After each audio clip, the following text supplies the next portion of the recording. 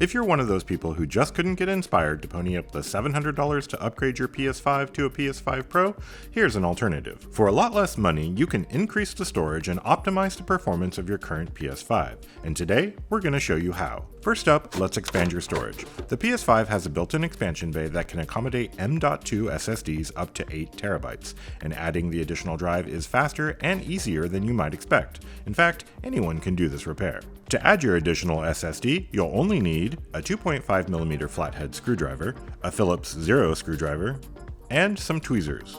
Of course, you'll also need your new M.2 drive, and we'll have a link to that in the description below. We also recommend using our FixMat for this and pretty much any repair, as it helps keep all your screws organized and magnetically held in place while you're working. When you're ready to get started, make sure your console is updated to the latest version of system software, and then head on over to iFixit.com to check out the step-by-step guide for this repair.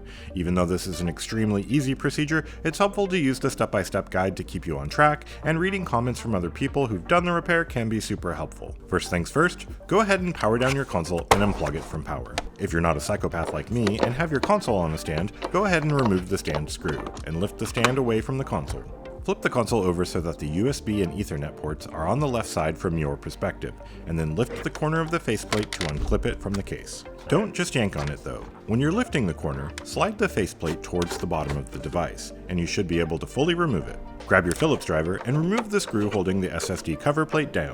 With the screw out, you can use your finger to slide the SSD cover towards the top of the device, and it should unclip from the case and slide away easily. With your Phillips driver still in hand, remove the screw that's inside the SSD bay, and then position the spacer at the appropriate slot for the SSD you're going to be using. Do not attempt to install an SSD without a spacer in the proper location. If you have an SSD that'll benefit from a heatsink, make sure to install it before connecting it to your PS5. If you're unsure how to attach a heatsink to your drive, we've got a guide over on iFixit.com that can walk you through the process. Grab your new SSD and insert it at a shallow angle in the M.2 socket. Then use your finger to press the SSD down until the end sits atop the spacer. Once it's in position, insert the SSD screw through the spacer and screw it in place.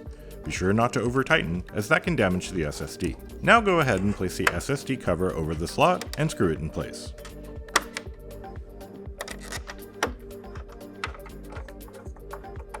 With the new drive installed, it's time for our next performance boosting tip. We're going to give our PS5 a thorough cleaning so that we can prevent any processor throttling due to overheating. We'll need a few more tools for this part, and fortunately the majority of them are in our PlayStation Toolkit. You'll need an anti-static brush, a T8 Torx driver, a dust blower or some compressed air, a microfiber cloth, and some cotton swabs and isopropyl alcohol. First things first, we'll need to pry up the grill above the fan using the flat edge of a spudger and lift it off. Next, use your T8 Torx driver to remove the 4 screws securing the fan shroud to the case. The screws are different lengths, so make sure to note on your FixMat where each of the screws came from.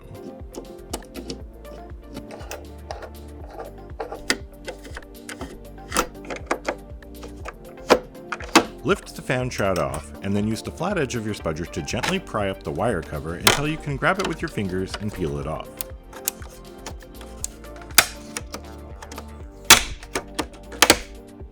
Grab the fan's cable connector with your fingers and then pull up on it to disconnect it. Remove the fan, and then while holding the fan blades with the finger, use a blower or some compressed air to clean the dust off. If the fan blades have a layer of grime on them, you can use some isopropyl alcohol or soapy water on a cotton swab to clean them.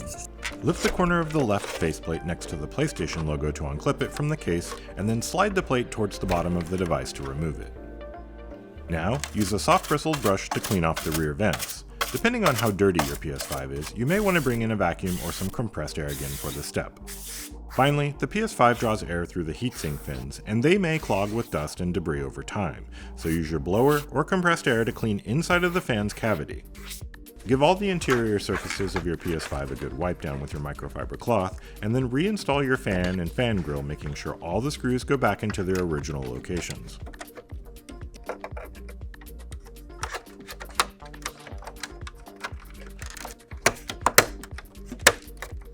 Clean off all the inner sides of both of your faceplates, and then snap them back into place.